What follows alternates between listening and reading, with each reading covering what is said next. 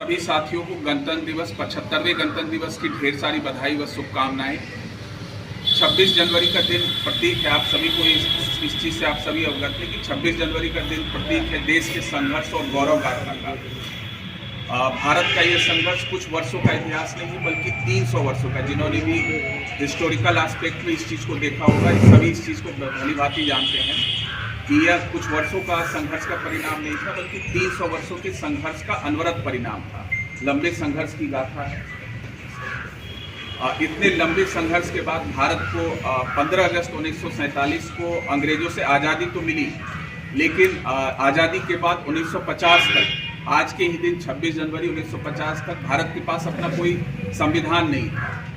इस रूप में आज के दिन संविधान समिति के रिकमेंडेशन पर 26 जनवरी 1950 को भारत ने अपना एक संविधान बनाया और अपने आप को एक गणराज्य के रूप में स्थापित किया। आज का दिन उन महान विभूतियों और स्वतंत्रता सेनानियों को भी याद करने का दिन है जिन्होंने, आवाज आ रही है,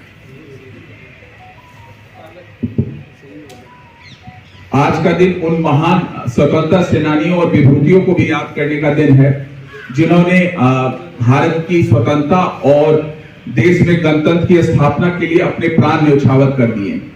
इस पूरे जो गणतंत्र दिवस हम मनाते हैं, इसकी पूरी आधारशिला भारत के संविधान पर ही टिकी हुई है।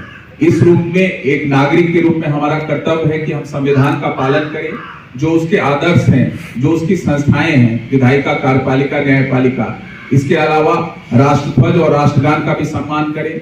भारत की संप्रभुता, सोवरेनिटी, इसके अलावा एकता और उसकी अखंडता को अक्षुण्ण रखें।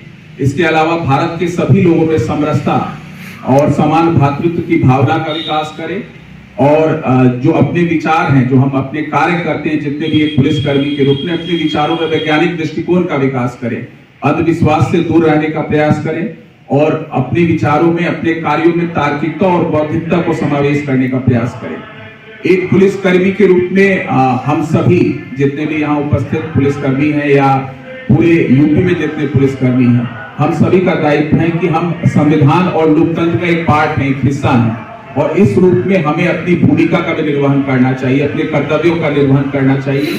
तभी सच्चे अर्थों में जो संविधान है या जो लोकतंत्र है उसको सफल बनाया जा सकेगा।